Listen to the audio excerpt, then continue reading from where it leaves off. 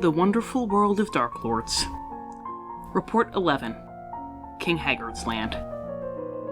I had a few moments to explore Mommy Fortuna's midnight carnival before I met its mistress, and I found myself less than impressed.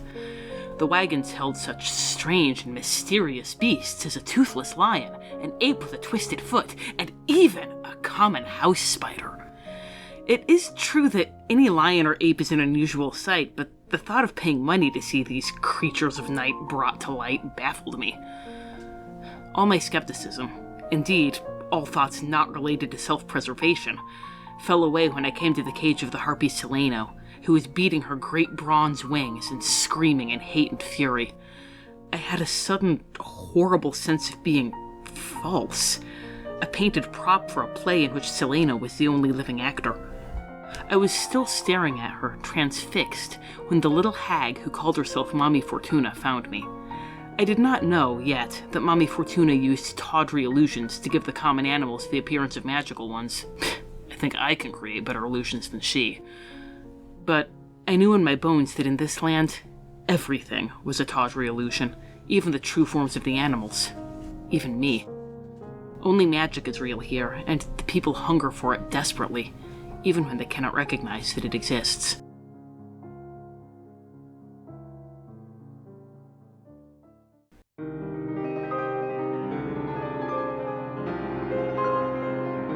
The Lord. Mommy Fortuna, eager for more real magic to embroider her homemade horrors, insisted that I stay on at the carnival as her assistant. My patron knows well my distaste for hags, but her meager ambitions seemed incapable of causing any lasting harm, and I did not want to spurn a potential guide. When we traveled, there was one place that Mommy Fortuna refused to go, the town of Hagsgate. Of course, this immediately piqued my interest, and I determined to learn as much about that town as I could. According to Mommy Fortuna and a melancholy wizard named Schmendrick, Hagsgate was the home of King Haggard, a joyless miser who had entered into some occult bargain with a fearsome creature called the Red Bull. Rumors diverged on whether the bull was Haggard's master or his servant, a fiend to whom Haggard had sold his soul, or the prize he had sold it to possess. What perplexed me most was that Schmendrick could give me no explanation for why Haggard would need this bull. It was as powerful as a dragon, but the king had no interest in the riches, glory, or victory that such a potent ally could bring. Haggard brooded in his castle, and the bull ranged far and wide, frightening the people with its fiery horns without ever attacking them. That was all. Finally, however, I was able to pry more information from Mommy Fortuna. When I asked her about Hagsgate, she fixed me with a glare and said that she wouldn't bring either me or Seleno to the Red Bull's feet. Not that we were its preferred prey, but that was getting scarce on the ground, and she didn't know what it might start hunting next. I was surprised and more than a little pleased to be mentioned in the same breath as the harpy. Perhaps because, unlike her or Schmendrick, I could turn cream into butter.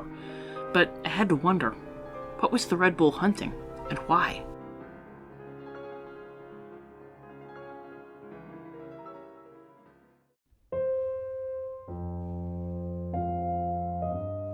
The land.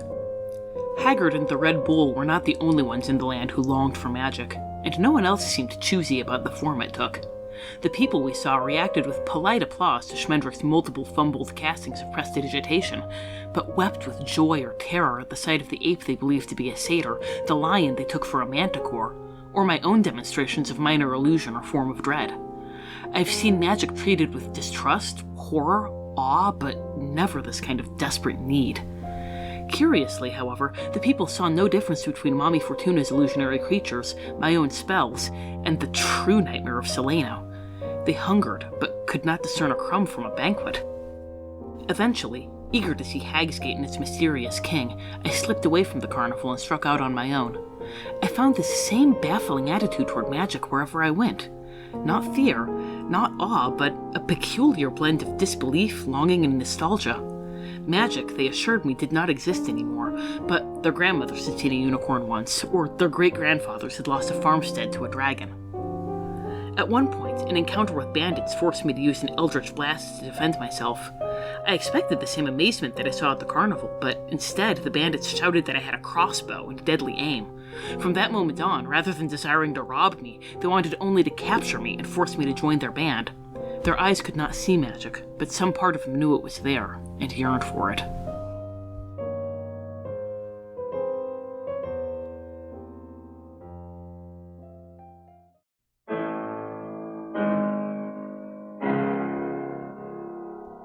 Dread possibilities. When at last I arrived at Hagsgate, I expected to see a city with magical resources to rival Illaluk or Slivar. Surely a king who coveted magic enough to sell his soul for it would display it ostentatiously. However, even my arcane sight could not reveal magic in the gloomy town, filled with people who seemed to be preparing for their own funerals. According to the townsfolk, King Haggard keeps nothing near him that does not make him happy, which suggests that he enjoys nothing save wallowing in misery. Even a brief audience with Haggard himself showed me no trace of magic, wonder, or joy. His castle was like a tomb, and while his court wizard Mabruk was extraordinary, Haggard seemed to take no pleasure in him. I thought perhaps the bull had captured Mabruk. When I spoke to the wizard, he refused to divulge his master's secrets, but his manner was not that of a prisoner. The one exception to the hollowness of Hagsgate was the sea. There was something odd about the sea, a magical resonance that I could not place even with divination and detection spells. I found myself staring at it for over an hour, weeping at its beauty without quite knowing why. My patron may deem this to be mere sentiment, but I believe even he would be moved by the sight of the sea near Hagsgate. It gave me the same odd sensation that Seleno did, the impression that I was a dream, but the sea was real.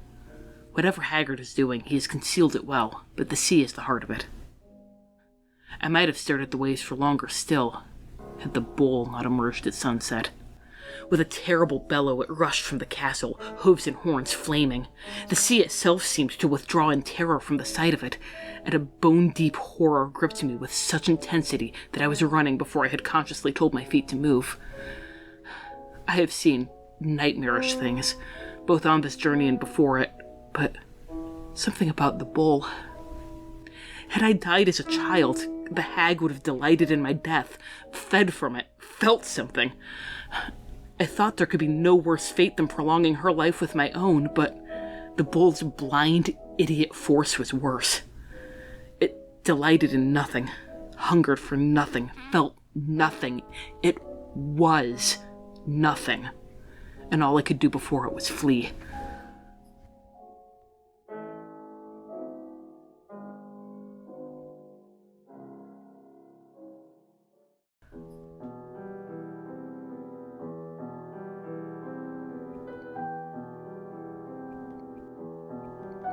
Parting thoughts. I do not know what the bull is hunting so that Haggard may hoard it in the sea, but whatever it is, I pity it. I would gladly return to Frollo's Palace of Justice rather than catch so much as a glimpse of the bull again. Whatever lies in the sea, it may be the source of all arcane energy in the realm, for the magic seems to be fading as the bull's prey disappears. My patron is more qualified than I to speculate on this. I regret penning the previous message while my emotions were still raw, as my patron will likely mock my vulnerability. Mock as much as you like, Yensid. You didn't see it. At any rate, I find myself wondering whether the next domain on my itinerary is, itself, your perverse idea of a joke. A domain where a witch seeks eternal youth and beauty, all in the name of being the fairest one of all. Regards, D. A land and a people deprived of the wonders of magic is a melancholy thought indeed. A land that still contains that wonder, but its people cannot sense or feel its truth. That is more than worthy of my servant's sentimentality and pity. I am reminded of a ruler from my homeland who attempted to suppress the use of magic, much to the detriment of his people. He naturally was never successful in driving it completely from his realm, for people will always hunger for a glimpse of the awe that can only be inspired by the masters of the arcane. Even the little hag and her midnight carnival desire that influence. While she exploits the people's yearnings for and long-forgotten memories of magic, she's exploiting her own desires as well. Even Schmendrick, who showed such promise when studying in Illaluk, is reduced to a mere novice, forever grasping at a power he cannot quite fathom. It seems I have done you a disservice, my scholar. You have a disposition toward empathy that should not be readily dismissed. Recognize those emotions as they come to you, and take the time to analyze them. when it is safe to do so. It is important to recognize when you are letting your emotions control you, and when they are aiding your work. I theorized that what you beheld in the seas beyond Hagrid's castle is the source of magic in its purest form, a sight that would move even the most unfeeling of individuals, and that is why the king has chosen to trap it there. One wonders how long it should be before even this purity is just another disappointment to him.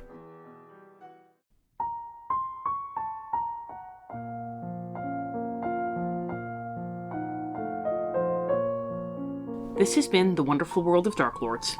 We have no affiliation with Disney or Wizards of the Coast.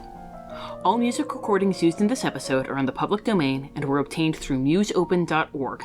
Titles and links are in the show notes. Dialogue for Yensid was written by Aslan Rex himself, who you can follow on Tumblr at DarkLordAslan. The Wonderful World of Dark Lords logo was designed by Haylight Jones. You can find links to their work in the show notes. If you'd like to support the show, look for us on patreon.com or find our tip jar on Red Circle. Thanks for listening.